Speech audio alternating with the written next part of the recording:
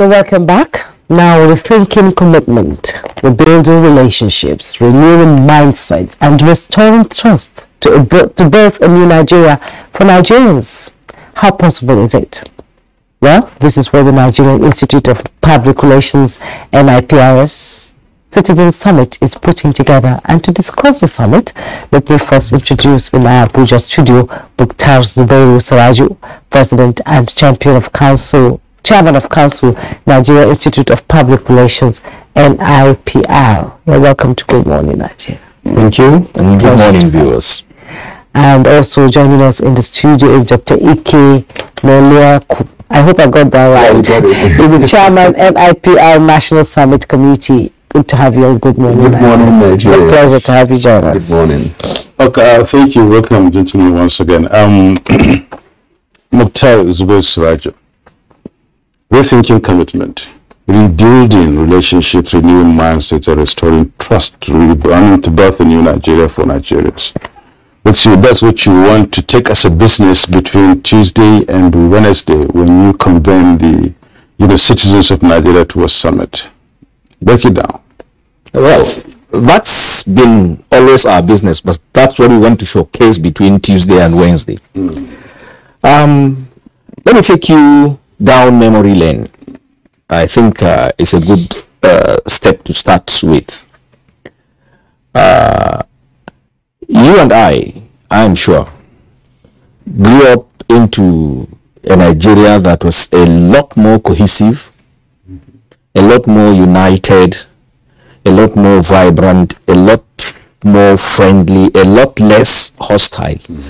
A Nigeria in which relationships were based on the gelling of chemistries between people without asking unnecessary questions of tribal inclination, the other person's religious belief, his incidental place of origin. I mean, we just gelled as Nigerians, and you felt free to go to wherever you wanted to without any let or hindrance.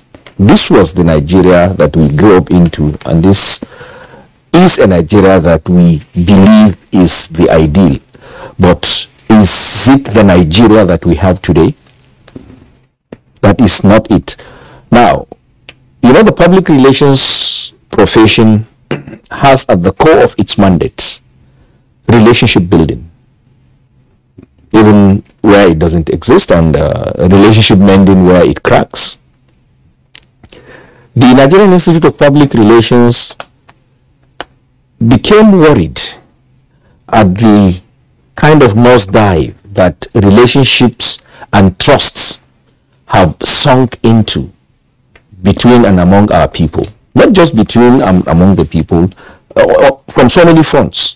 Between the government and the people, among the people themselves, between the component units, to such an extent that we began to feel the fabrics that have held us together as a people are being stretched too thin. They are being threatened.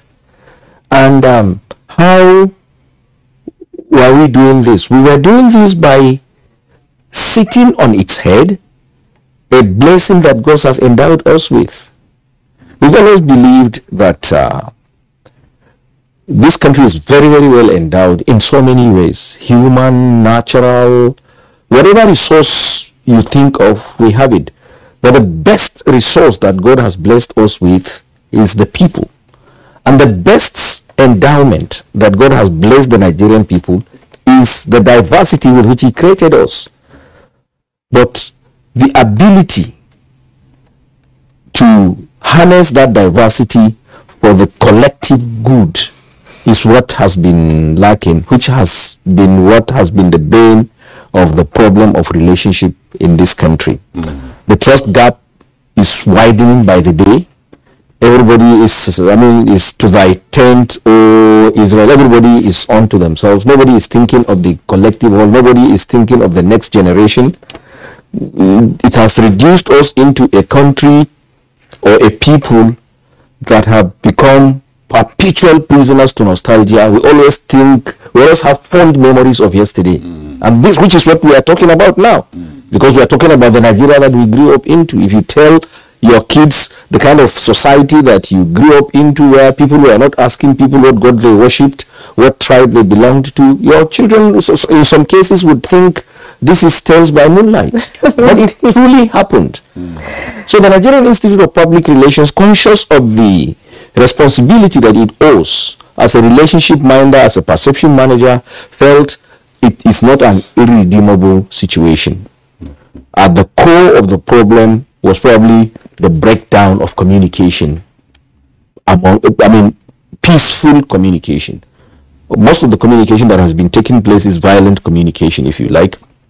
We all sit at our comfort zones and hurl invectives at one another, rather than come together, sit down, discuss what the issues are. How do we make progress in such a way that you benefit, I benefit, he benefits, that a win-win situation for all of us. Yes. It's all about relationships. So that is why we felt we needed to provide a platform for Nigerians to come together, discuss among themselves, not to find out what the problem is, because whoever you ask, you meet now, will tell you he knows or they know what the problems are. So it is a solution-based initiative. Okay, we know what the problems are. Let us come together and see how we can forge a common front towards finding a solution to the problem. Yes, a solution-based initiative, that's what you call it. And the theme, we open conversation, we build trust, is apt at this moment in time. It all started in 12 July 2021. It's a process, and we're having the finale on Tuesday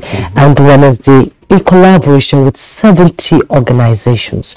What kind of body language did you have as we went to the 6th geopolitical zone and these 70 organizations that you felt Nigerians are ready for this change? Well, thank you very much. It was quite very exciting. Sometimes also very apprehensive, because you were not sure, or we were not sure, how we were going to be received in some places. The kind of things we've been listening to on the television, radio, reading in the newspapers, people's expression of anger. Sometimes you will feel as if you can feel it, you can touch it, and so on. So while we were going round, it was an entirely different experience. We discovered that Nigerians love Nigeria. The issue is that they are frustrated that the nation is not working. Certain things that they would have expected to be resolved were not there. But ab initio, the bottom line is that they love Nigeria, they want to remain with Nigeria, and they want to do whatever is necessary to move Nigeria forward. Of course, when I say that Nigerians love Nigeria, it is not as if it's 100% thing. There are people who are driven by their own personal interest. But the overall, and in some cases we actually had to do some kind of survey to gauge opinion without being involved, and it was very, very exciting. We were in Kano on the 14th of October, and it was very revealing. People came out, they spoke, they expressed their minds, and they came out with critical issues that they thought, if well handled, would give direction. We moved from Kano to the South in Port Harcourt. The same thing happened. We moved from South to Jos for the North Central on the 16th of November. The same thing happened. We moved from there to Gombe for the Northeast. The same thing happened. We then moved to Enugu to see what will happen. And Enugu, Southeast people received us and expressed their concern. Then we rounded up in Lagos for the Southwest on the 2nd of December. And to conclude, we felt that we shouldn't leave out the 7th zone. So we had to have the 7th zone. Which is? The diaspora. Oh. The diaspora. So we had with the diaspora on the 19th of June, just 2 months ago. And it was very, very exciting. You know, listening to these different dynamics of the nation was very enlightening, deeply convincing, highly reassuring that what we are doing is the way to go.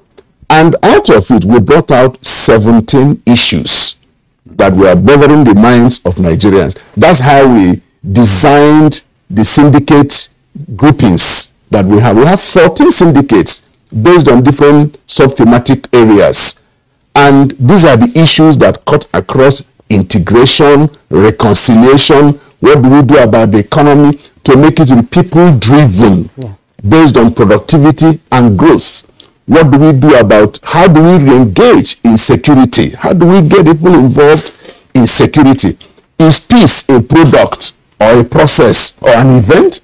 You know, we looked at so many issues. So we have identified these 17 thematic areas that Nigerians are worried about. And like the president said, the essence is not to just have a talk shop. Nation building is a statecraft. And in craftsmanship, you must be deliberate. It's not something you must think it through.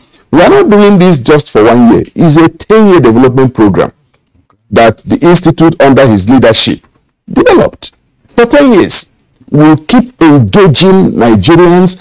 After this first one, the outcome will be in a big report. We had to get the services of a distinguished professor to chair the report drafting committee. And this man was one of those who have done so many things. I don't want to mention his name on air.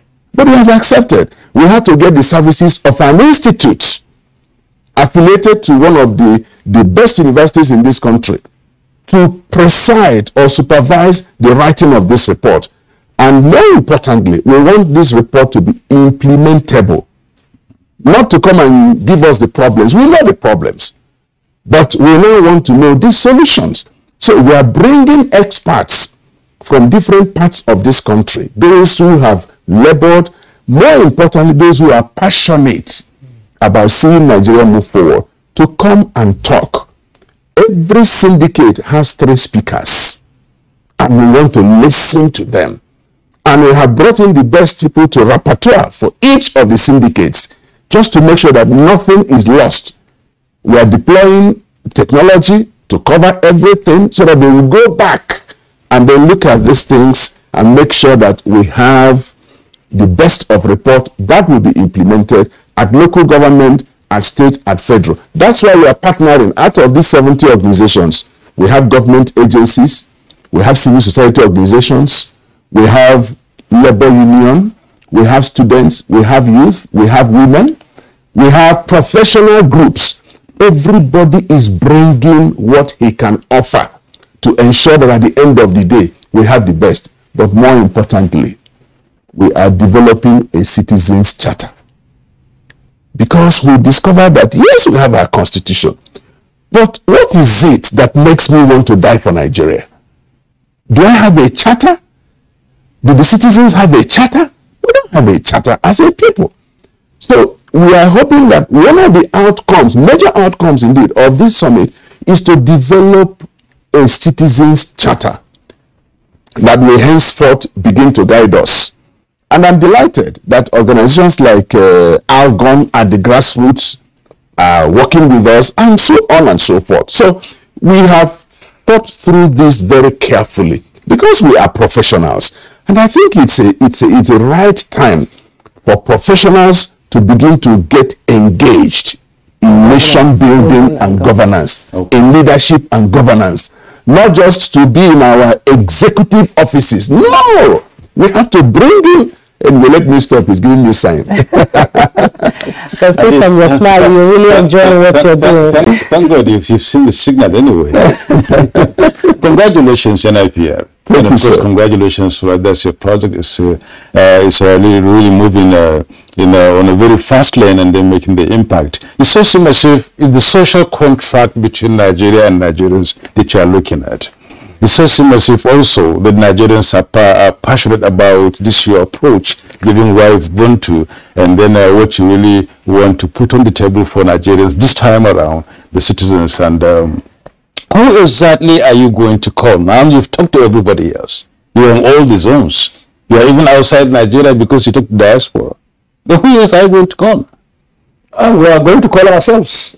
Once again, what we did in the beginning was to go to those individual zones. Right. Let's have aggregate opinions that emanate from there.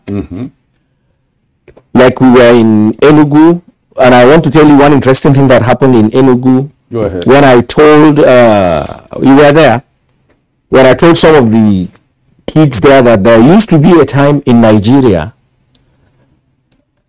in which a certain Malam Altine contested an election for the mayoralty of Enugu against other Igbos, and Igbos in Enugu voted him against other Igbos. They didn't want to believe it until it was corroborated by the elders that were there. That's true. And they all clapped, they screamed, and we all resolved there that Nigeria's problem was not irretrievable. I mean, all you needed to do was retrace your step,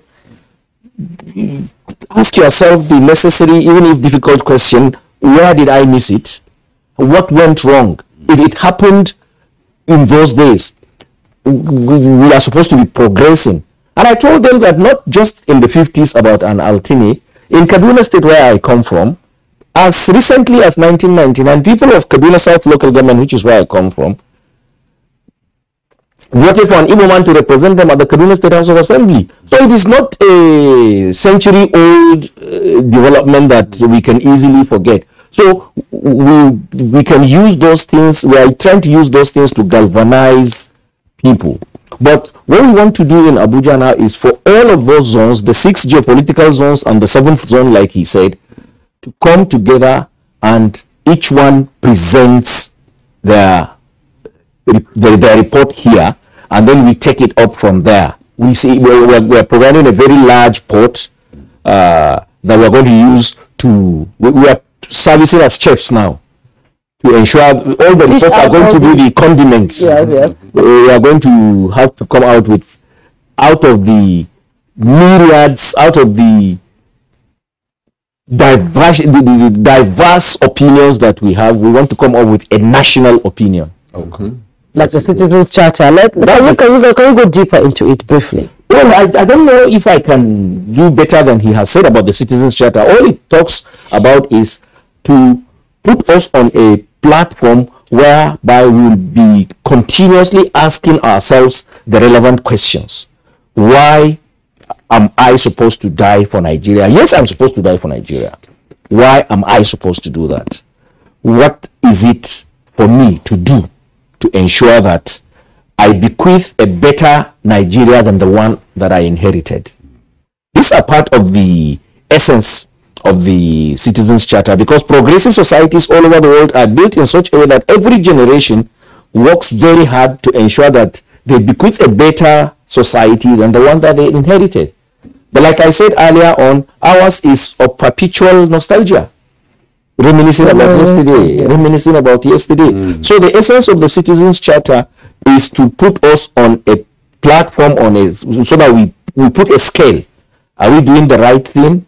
Do we have the capacity to self-critique, criticize ourselves, ask ourselves why we are going wrong and try to correct it? We want to get out of our comfort zones, actually. I think we have been too comfortable there, and the comfort is taking us... Thinking everything is okay. And we can go... Well, maybe telling ourselves lies and believing it. Everything is okay. Mr. Ike, they say a people make a nation. Let's retrace our steps back. I remember growing up in Maiduguri, once it's Maghrib, that's time for the Maghrib prayer. Everybody comes out with his dish, on the road with mats, and you're just passing by. They'll tell you Bismillah, without knowing you, without knowing anything about you. You sit down there, you eat, and you move on. We had a bit of that era, but this generation have no idea at all what went down some 30 or 40 years ago. Are they part? Have you brought them into this summit that you're talking about to enlighten them that Nigeria is still there? It is the people in it that are causing most of the problems we have. Oh, yes. Thank you for that question. In the course of coming up with this strategy, like the president said, we engaged on a research. And part of the outcomes of this research is that Nigeria is divided along 4 lines. Unlike what people assume that it is just 2, religion and ethnicity. No. We are divided along biological lines. What do we mean? We discovered that the young ones are fighting the elders and they're saying, go home. You have ruined our nation. Go home.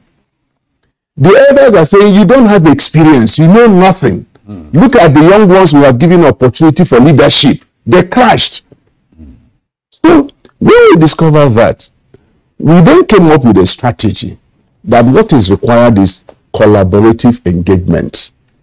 Take advantage of the wisdom, the experience, and the network of the elders. Take advantage of the energy, the creativity of the young people, and then have the 2 work together. So in designing the summit, in terms of content, development, and then speakers, we brought in everybody. So you have the likes of Chief Audu Obe, you have the likes of Professor Anya O. Anya, you have the likes of such people. Then you have the JJ Amojuwas, you have the Ojus, you have the Christianas, who is the president of Female Students Association of Nigeria. And then you have other young people. You know, that process of engagement, elders sitting with young people, exchanging views, interacting, is very healing. That is one of the processes of reconciliation. And that's what we need in this country. So we want to give the youth the opportunity that you can lead, but you need to be guided on how to lead, so that you don't also throw what you think that you have. The baby with the bathwater. There must be a way to handle. You cannot be without elders. Nations that don't have elders are in tatters.